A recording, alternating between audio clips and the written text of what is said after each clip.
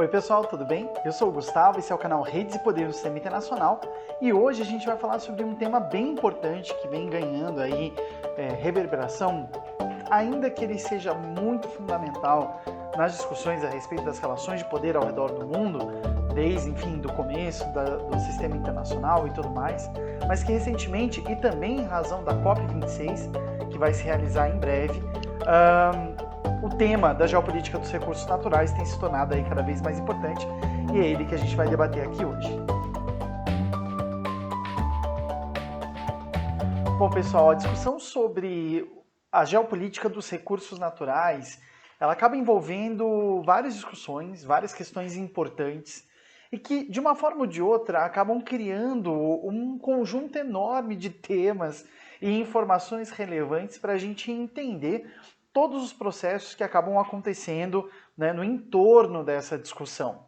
Existem alguns elementos que talvez a gente não consiga abordar aqui, mas que seriam interessantes. Aí a gente conta com vocês para dizerem se vocês acham interessante a gente fazer vídeos a respeito e tudo mais, que são temas como, por exemplo, transição energética, né, o papel que os países têm na escolha da principal matriz energética que utilizam, né, a forma como a sociedade se comporta e tudo mais, e principalmente pensar esses processos de transição, né, que estão sendo gestados e discutidos principalmente a partir desse final de semana, em razão do encontro das partes, né, da COP26, que começa a acontecer agora a partir de domingo em Glasgow, na Escócia, né? Esse elemento ele tem a ver, por exemplo, a transição energética, ela tem a ver com o tipo de uso dos recursos naturais como um todo. Aqui eu queria não abordar temas específicos como transição energética, como disputas por hegemonia técnica no entorno disso, eletricidade, o papel da eletricidade versus o petróleo, ainda que se vocês tiverem interesse que a gente debata isso de novo, coloquem ali nos comentários, mas a ideia aqui é que a gente pudesse discutir um pouquinho mais, de forma um pouquinho mais ampla, a ideia de recursos naturais, qual a influência que ela tem, que essa ideia tem nos processos políticos ao redor do mundo e o que a gente pode, então, por fim, entender o que é a competição por esses diversos recursos naturais de forma interessante. Então vamos lá, vamos pegar essa ideia de recursos naturais e tentar entender ela um pouco, tentar construir em cima dessa ideia uma percepção a respeito do que seria então uma geopolítica dos recursos naturais, né? Bom, falar em recursos naturais é uma reflexão que a gente tem que fazer que depende justamente da forma como a gente enxerga essas duas concepções. De um lado, a ideia de recurso e de outro, a ideia de natureza, né? Porque vejam, esses dois elementos que conformam essa expressão que a gente usa bastante de recursos naturais, ela pode, dependendo do contexto histórico, geográfico, geopolítico, social, econômico, cultural, enfim, definir uma coisa ou outra, né? Porque ela depende muito do tipo de percepção que a gente tem, tanto a respeito dos recursos que podem ser passíveis de serem utilizados e da própria ideia de natureza, né? Vamos colocar aqui uma questão importante. Mais recentemente, na geografia, em outras áreas, tem se debatido muito o papel dos comuns, né? Dos elementos, dos recursos comuns a serem compartilhados. A colocação, por exemplo, do fato de que a água, a terra, o ar seriam de uma forma ou de outra elementos naturais, influenciados pela ação de pessoas de forma individual ou coletiva, mas que deveriam ser compartilhados porque deles dependem a nossa sobrevivência. Eu lembro que quando aconteceram as queimadas da Amazônia e a fumaça chegou aqui em Curitiba, se não me engano foi em 2019, foi antes da pandemia, né? Foi um ano antes da pandemia. Eu tive problemas de pulmão. Eu tenho problema, né? Assim, eu tenho um pulmão com alguns problemas e eu tive problemas, fui parar no médico. Eu lembro que a médica virou para mim e falou: "Como você chegou aqui?", né? Porque trata-se de um elemento fundamental para a continuidade e manutenção da nossa vida, né? Então, se a gente entender, dependendo da forma como a gente entende recurso, e aí a gente vai entrar na discussão a respeito de propriedade também, a gente vai ter uma visão ou outra com relação a dois elementos que marcam de uma maneira bem relevante aquilo que nós consideramos como recursos. Por um outro, isso que eu já falei, que é o uso, né? para que a gente usa um elemento? Ele se torna recurso porque nós utilizamos ele de uma forma ou de outra. Mas a ideia de recurso não envolve todos os elementos que a gente poderia simplesmente utilizar. Porque a ideia do recurso, né, da noção de recurso, ela vem também de um elemento que nós usamos, mas que não é infinito, né, que é escasso. E que, por ser escasso, é alvo de disputas com relação a diversos grupos, indivíduos e por aí vai. A ideia de recurso, então, ela reúne esses dois elementos. Algo que nós usamos, mas algo sobre o qual existe um tipo de disputa muito importante. Portanto, algo que é necessário para o funcionamento das sociedades, dos indivíduos, mas que é disputado por ser escasso, né? Essa ideia de recurso, ela pode ser aplicada para recursos tecnológicos, para recursos econômicos, recursos jurídicos, institucionais e por aí vai. Ele se aplica de uma forma ou de outra a essa ideia de recursos naturais quando a gente insere nessa discussão sobre uso e disputa a noção de natureza que nós temos. Ou seja, na visão moderna, na visão europeia, anglocêntrica, né, na visão moderna que nós temos, a natureza está lá para ser explorada. E aí o elemento de exploração da natureza se torna algo muito importante para compor mais ou menos a nossa forma de enxergar. Vejam como isso é importante. Vamos pensar num recurso que até o fim, por exemplo, do antigo regime na Europa, até as revoluções liberais do fim do século XVIII e sobretudo as do século XIX, eram considerados elementos naturais de uso coletivo obrigatório, que são os alimentos. Né? Aquela célebre frase, né, da Maria Antonieta, né, perdão, a respeito dos brioches ou do pão, tem a ver com uma série de revoltas que aconteciam na monarquia francesa, que eram chamadas revoltas do pão. Quando acontecia alguma seca, quando tinha algum tipo de guerra, alguma coisa assim, e a população se revoltava pelos preços do trigo, que dava origem, então, à farinha que podia ser transformada, então, em pão. Né? Era obrigação do monarca, segundo a lógica do antigo regime, garantir a alimentação para a sua população. E por isso que as revoltas do pão aconteciam de forma tão importante. Havia disputa com relação aos alimentos, havia, né? Mas havia uma noção de que esse alimento ele tem que ser distribuído para todo mundo. Né? Então, a disputa que girava em torno dele era menos sobre propriedade e mais sobre distribuição desse tipo de recurso. Da mesma forma, se a gente for pegar na questão dos alimentos em específico, a gente tem que pensar que a China tem um regime, né, um regime político, econômico, cuja principal finalidade é dar para cada cidadão chinês a possibilidade de ter refeições todos os dias. Né? E isso, de uma forma ou de outra, é o que marca a tentativa da China de alcançar os recursos que vão lhe dar, de uma forma ou de outra, uma segurança alimentar. Tema tão importante que vem sendo debatido, trazido para discussão e representado de forma bem importante com relação, em razão da pandemia do Covid-19. A ideia de recursos naturais, então, ela reúne tanto essa ideia de uso e disputa no entorno dessa noção de recurso, quanto a nossa noção de natureza. O que é aquilo que, estando na superfície, ou no subterrâneo, ou em águas nacionais, ou em águas internacionais, a gente pode utilizar porque está na natureza. E vejam como isso é importante, porque esse conceito de recursos naturais, ele pode ser muito expandido, né? Ele pode envolver, portanto, a exploração de minérios, como aconteceu em Serra Pelada, aqui no Brasil.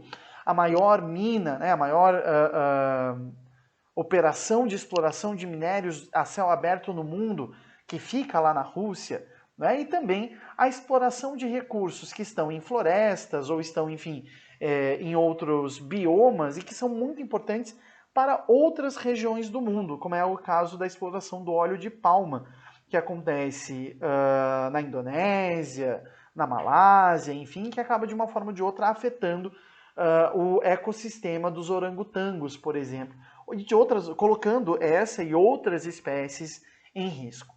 Mas isso tem a ver também com outros temas que têm ganhado de uma forma ou de outra uma certa autonomia na discussão de hoje em dia, como, por exemplo, a geopolítica dos recursos hídricos.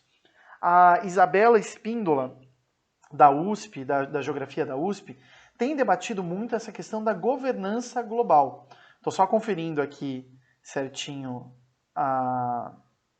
o tema que ela pesquisa. Isabela Espíndola, ela pesquisa justamente a discussão sobre água, né? E a discussão sobre governança dos recursos hídricos, né?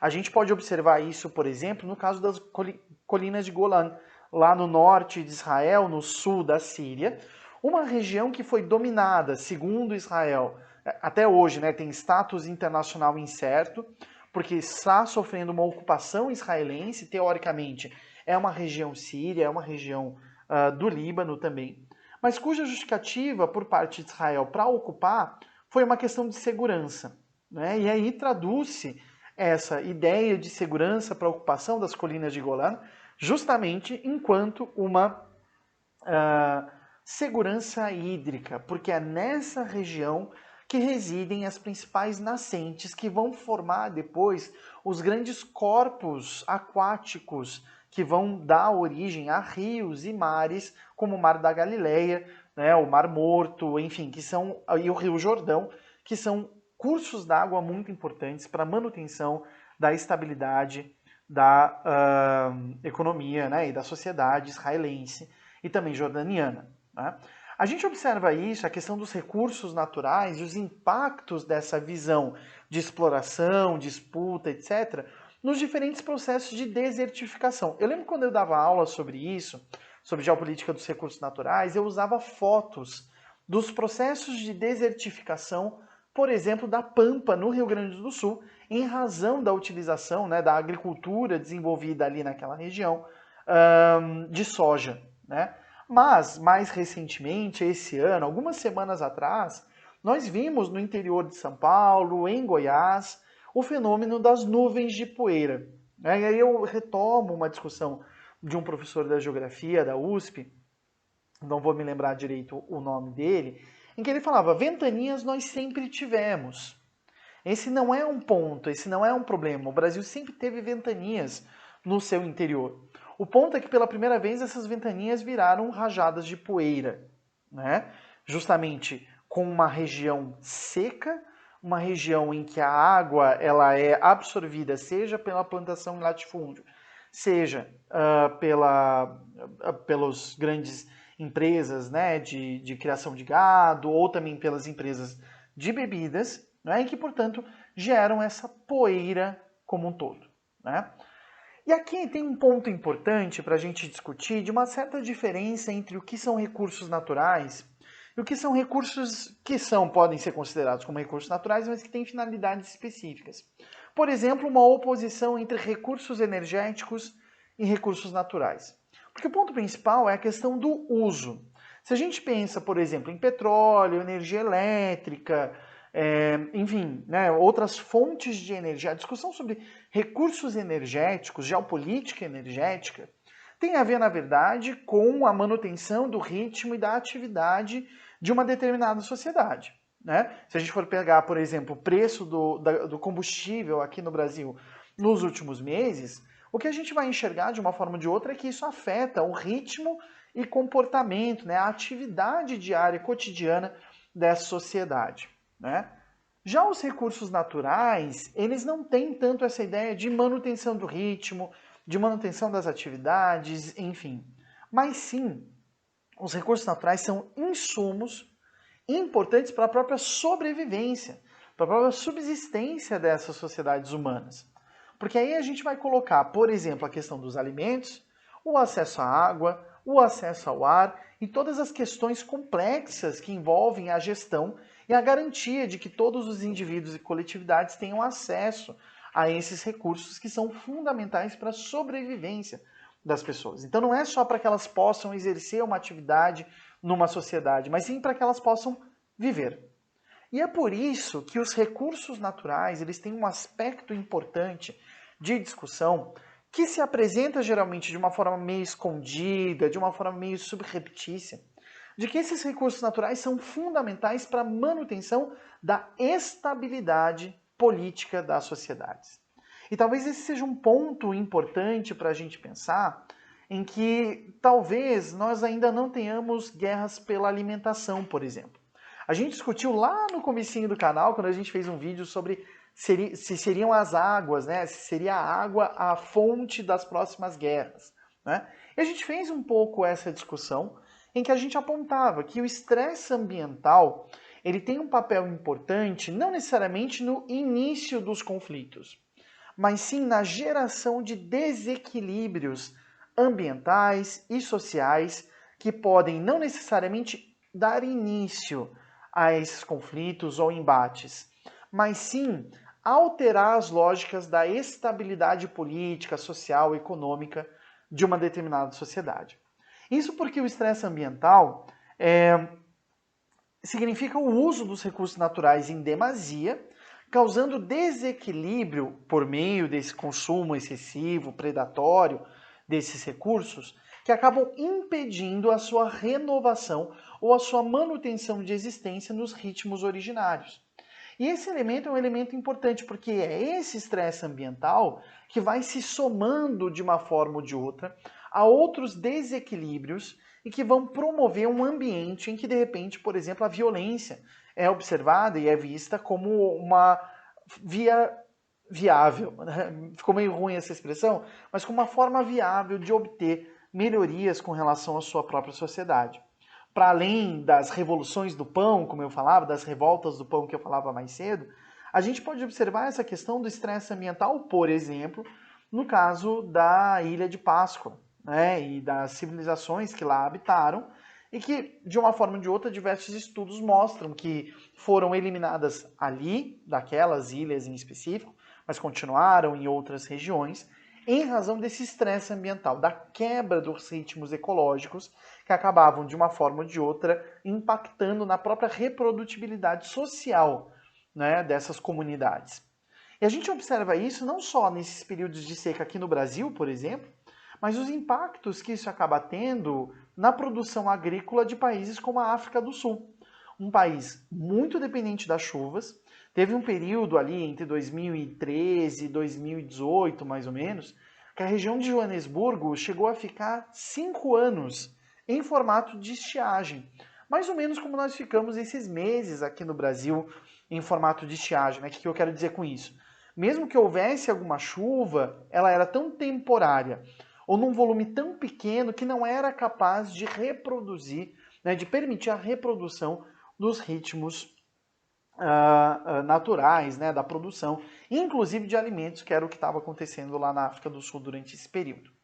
Ainda que a gente deva se afastar da ideia de que a natureza necessariamente é equilíbrio, que a natureza necessariamente é um processo quase santificado, né, algo exterior às lógicas de funcionamento biológico, é importante a gente perceber e fazer as nossas análises que relacionem conflitos sociais com estresse ambiental, uma vez que, segundo os autores que a gente está usando aqui como base, que são, né, o Lourenço e o Machado, num texto super legal sobre recursos naturais e a mudança global, eles falam o seguinte: o estresse ambiental interage com fatores políticos, sociais e econômicos, sendo que essa relação evolui através de várias etapas antes do surgimento de conflitos violentos. E aí a gente pode estender essa questão do acesso, da disputa por terra e, portanto, por recursos naturais, para diversas questões que a gente observa de forma diferente. Como, por exemplo, o fato de que, nas últimas décadas, o narcotráfico, a plantação de coca, tem assumido uma característica de grande latifúndio, principalmente no Arco Norte e, ultimamente, com força no norte da Bolívia, de plantação da planta da coca, né, em grandes latifúndios, e tem se tornado um grande agronegócio.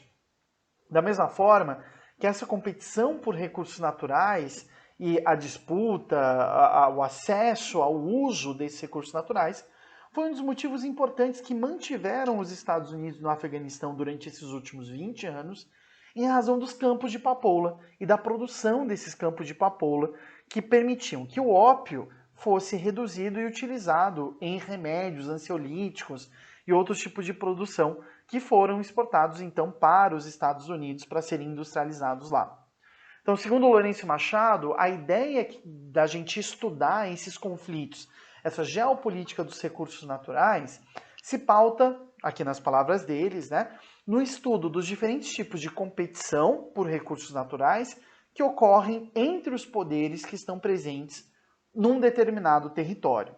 A gente tem que observar, então, sim, a questão da terra. A gente tem que observar, sim, questões físicas, né, morfológicas do solo, questões de ciclos hídricos, ciclo da água e tudo mais, e como isso é impactado por essas disputas de poder dentro das sociedades. Assim, aparecem dois elementos importantes quando a gente for analisar essa competição por recursos naturais.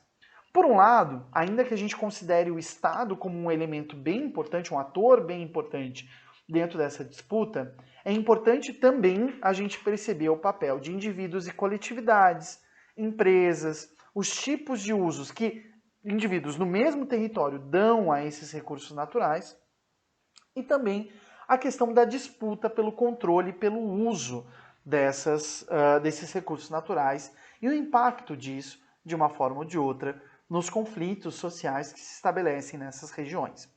Vão dizer lá o Lourenço Machado que a competição por recursos naturais escassos tem o potencial de desestabilizar estados e sociedades vulneráveis.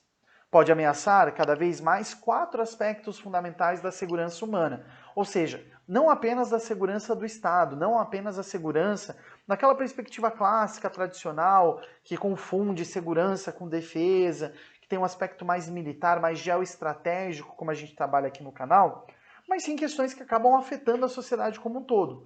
Eles vão citar a produção de alimentos, a saúde dos humanos, a saúde dos ecossistemas e a coesão e a estabilidade social, econômica e política das sociedades ao redor do mundo, que podem levar à violência e ao conflito armado.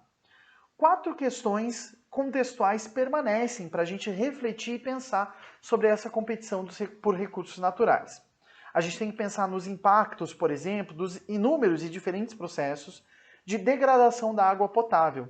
E quando a gente fala degradação da água potável, a gente não está falando apenas da redução do acesso, mas às vezes a manutenção do acesso numa qualidade cada vez pior dessa água potável. A gente tem que pensar também que esses processos de mudanças climáticas acabam causando a perda de terras aráveis ao redor do mundo. E isso tem um impacto direto na capacidade de produzir alimentos para sociedades de diferentes países, né? Essa seria a terceira questão, a diminuição da produção de alimentos. E por fim, o aumento na frequência dos desastres ambientais acaba de uma forma ou de outra afetando cada vez mais essa competição por recursos naturais. Não à toa, na Alemanha, nas últimas eleições legislativas que aconteceram, se não me engano, a coisa de 1 mês e meio atrás, o que a gente acabou observando foi uma vitória do Partido Verde em razão da incapacidade de resposta do governo central alemão com relação às diferentes enchentes que vieram ali no verão europeu e acabaram afetando muito diversas cidades e diversas comunidades lá na Alemanha. Então essa frequência dos desastres naturais também envolve uma discussão sobre o acesso, né, e a produção desses recursos naturais e a nossa relação que a gente estabelece com eles. Bom, vamos prestar atenção no que acontece agora na COP26, ver quais vão ser as decisões, que movimentos importantes que vão acontecer ali naquele momento, para a gente entender mais ou menos quais são os próximos passos aí da geopolítica dos recursos naturais ao redor do mundo. Bom, se ficou alguma dúvida, alguma questão, se vocês tiverem alguma ideia, coloca aqui nos comentários. Eu demoro um pouquinho para responder, mas a gente recebe eles com muito carinho, tenta responder eles da melhor forma possível. Várias ideias legais têm surgido ali pelos comentários, inclusive propostas que a gente vai estar apresentando aí nas próximas semanas aqui no canal. Tá bom, gente? Obrigado e bom final de semana.